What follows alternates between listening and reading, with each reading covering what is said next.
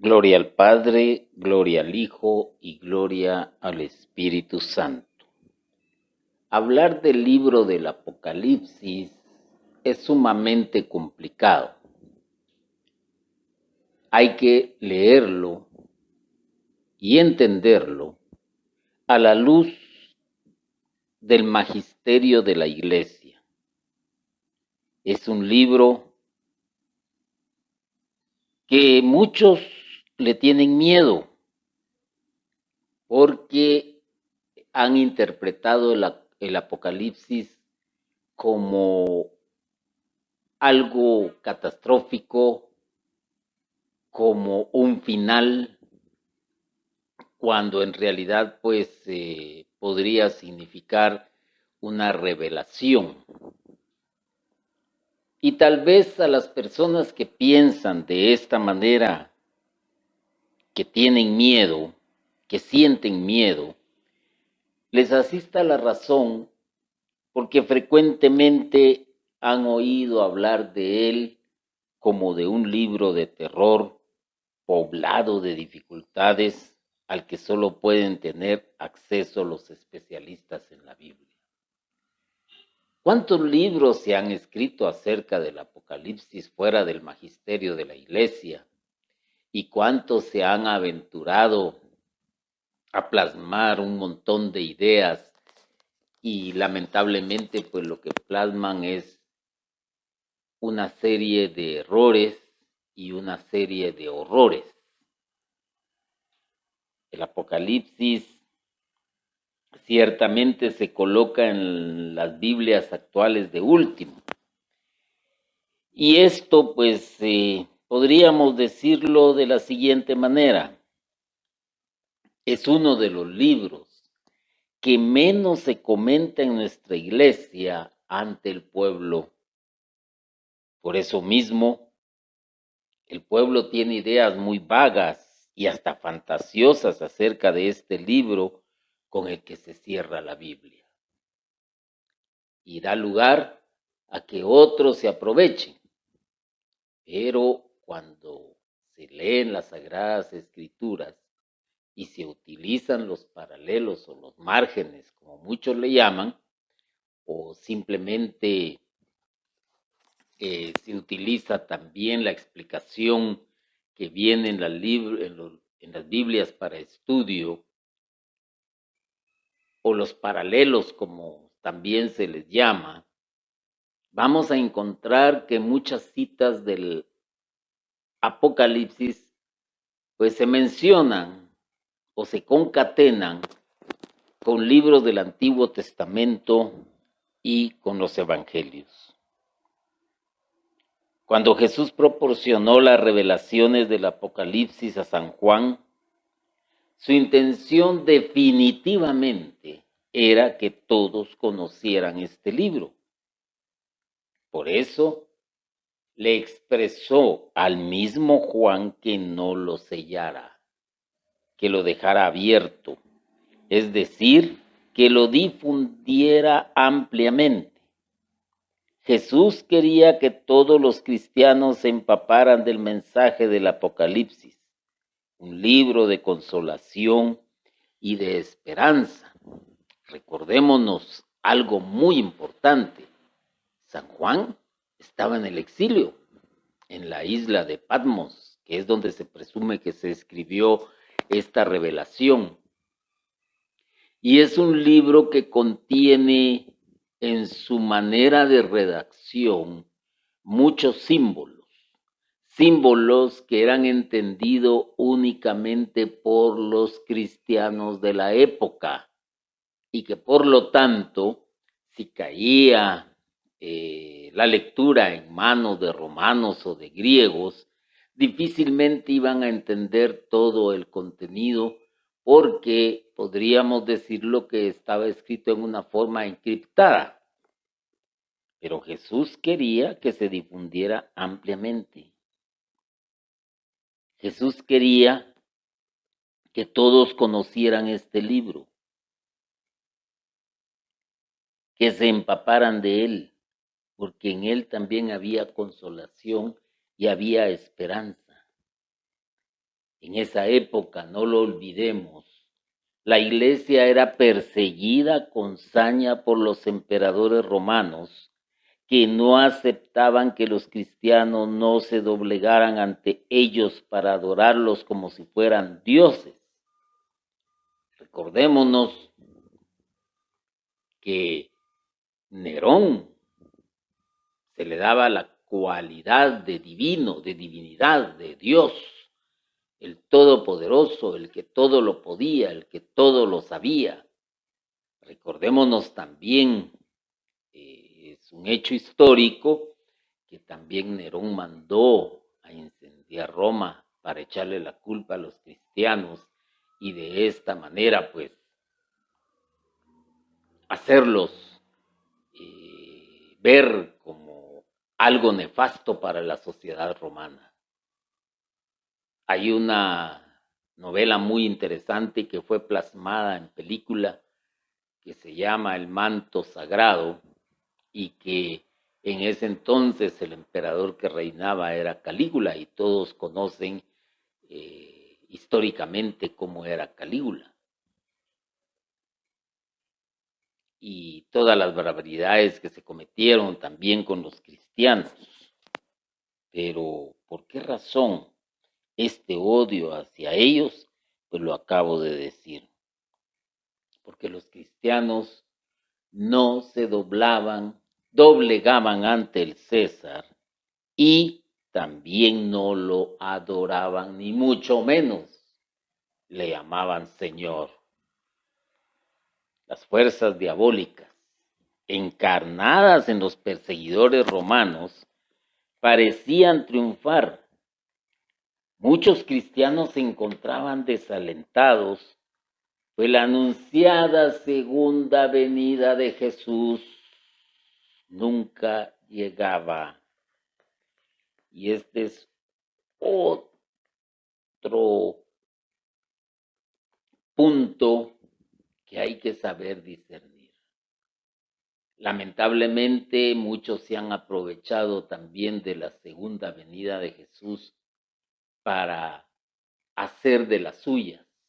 Y tenemos un montón de sectas de nuestro siglo donde nos han hablado de ello y el fracaso que con ello ha llevado. Inclusive hay una iglesia, llamémosle así, que ha profetizado la segunda venida de Jesucristo y que su profeta, el líder de la iglesia, pues se equivocó y de ahí enmendó el error.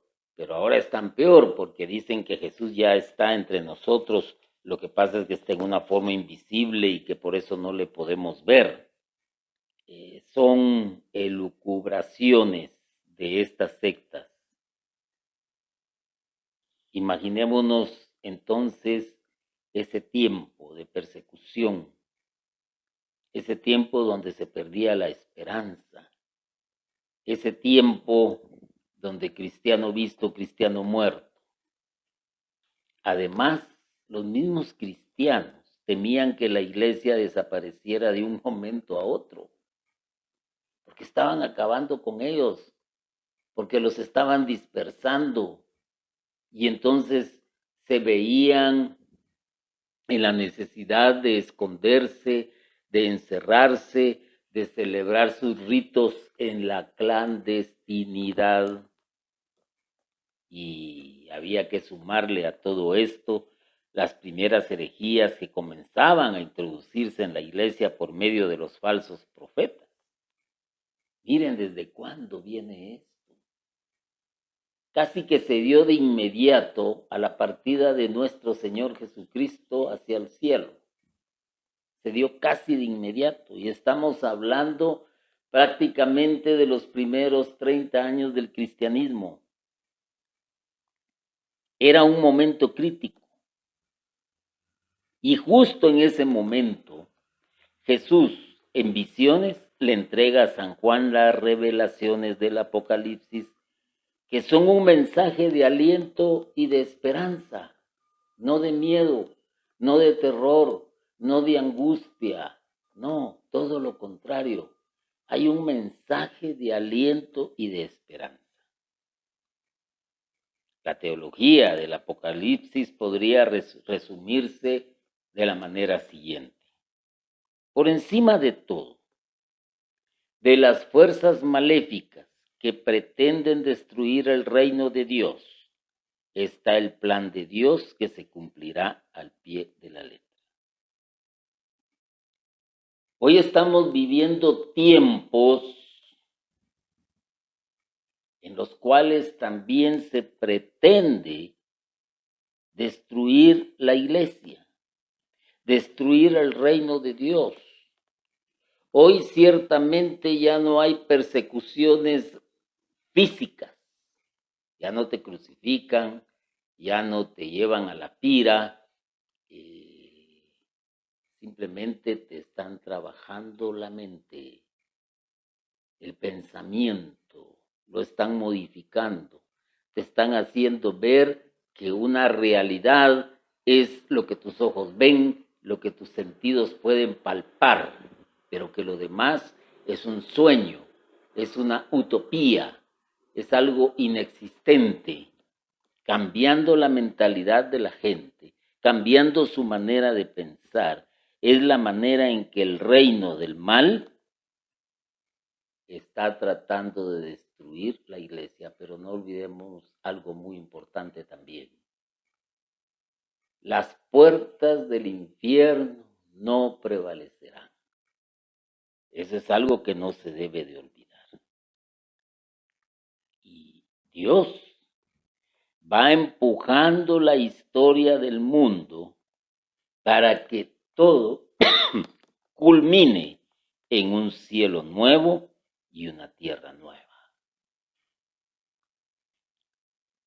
Algo que nadie se puede imaginar. Privarse de vivir este mensaje del Apocalipsis es exponerse al pesimismo, que lleva a ser vencidos por las fuerzas demoníacas que cobran fuerza, sobre todo en determinadas épocas de la historia. El mensaje de esperanza del Apocalipsis está presentado, como ya lo dije anteriormente, en una manera encriptada, es decir, en clave. San Juan tenía que hablarle a las comunidades cristianas de tal manera que solo ellos comprendieran y que los perseguidores no lograran penetrar en estas revelaciones que eran del todo contrarias a la mentalidad pagana. San Juan empleó un lenguaje plagado de símbolos, de figuras, de visiones, de alegorías, de números misteriosos. Los cristianos del primer siglo, acostumbrados al lenguaje similar de los profetas, sobre todo de Daniel, Ezequiel e Isaías, captaban lo que San Juan les quería compartir acerca de sus visiones. Por eso les decía en un principio que cuando se lee el Antiguo Testamento, también en el paralelo, en citas, nos lleva a entender ciertos pasajes del Apocalipsis. ¿Por qué razón? Porque los estudiosos de la Biblia lo han logrado discernir, al igual que los primeros cristianos, que estaban acostumbrados al lenguaje de los profetas. Y hoy en día nosotros también podemos estar acostumbrados a un lenguaje en el cual nos entendemos. Por ejemplo, decir hermano o hermana, estamos hablando de alguien que profesa la misma fe que nosotros. Este lenguaje simbólico y figurado es el que presenta un gran obstáculo para que las comunidades actuales puedan comprender lo que fue revelado en el Apocalipsis. He ahí la gran diferencia. Desconocemos en la actualidad muchos de los símbolos plasmados en estos libros, llamémosles proféticos, llamémosles de revelación, llamémosles apocalípticos, porque los símbolos implicaban algo que solo podía entender la cultura de esa época. Hoy nosotros, al navegar por las redes sociales, también vemos un montón de símbolos que las nuevas generaciones entienden muy bien el significado, mientras que alguien se inicia en esto, pues lo va a ir entendiendo de a poco, y es precisamente eso lo que debemos de hacer nosotros hoy en día, empaparnos del lenguaje de ese tiempo histórico para poder entender de mejor manera el Apocalipsis. Aquí, pues se trata también de hablar en un lenguaje sencillo para que muchos puedan ingresar a este libro. Un libro, como vuelvo a repetir, que no es de miedo, que no debe de provocar angustia, sino más bien una esperanza.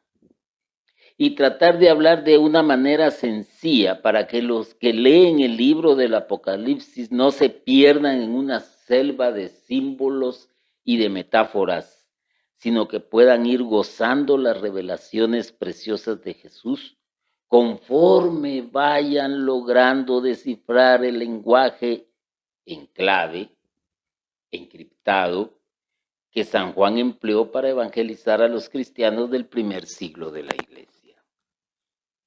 Y no es difícil, vuelvo a repetirlo, hay que leer los evangelios, tratar de meterse imaginariamente en el tiempo en que Jesús vivió y leer también el Antiguo Testamento e ir entendiendo esa riqueza de símbolos que se van formando con el paso del tiempo y que se van transmitiendo de generación en generación hasta que se vuelve algo cultural.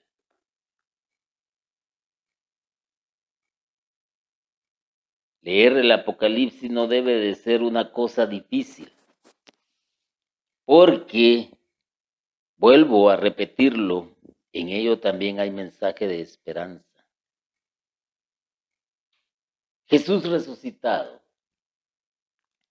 quiso que las comunidades cristianas, en medio de sus quehaceres, en medio de sus problemas, avanzaran fortalecidas con el mensaje de esperanza de esta revelación del Apocalipsis. Por eso yo los insto a que no arrinconen este libro, a que no lo dejen olvidado, sobre todo en los momentos cruciales en que nos toca vivir. Ciertamente tenemos en suerte de que hoy en día, pues en pleno siglo XXI, tengamos acceso a documentos de la Iglesia, a las encíclicas, a leer la Sagrada Escritura con libertad.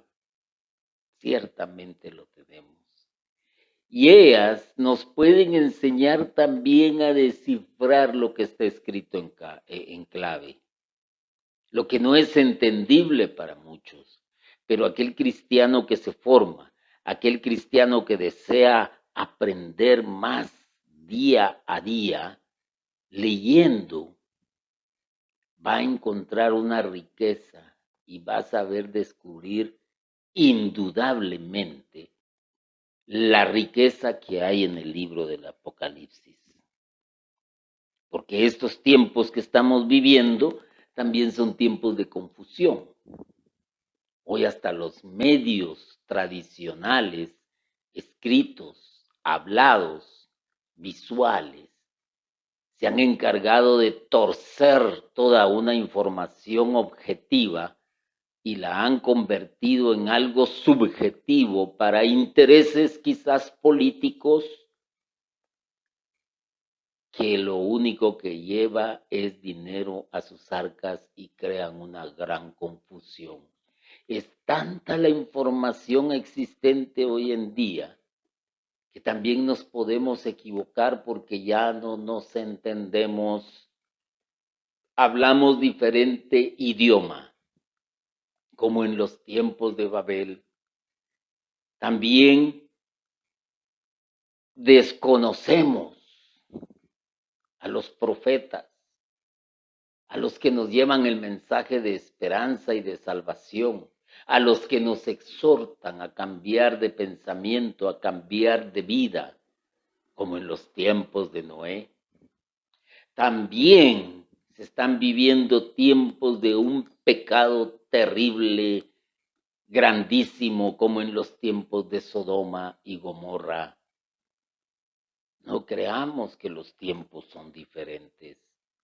Estamos viviendo situaciones muy similares, con la diferencia de que el hombre ha avanzado tecnológicamente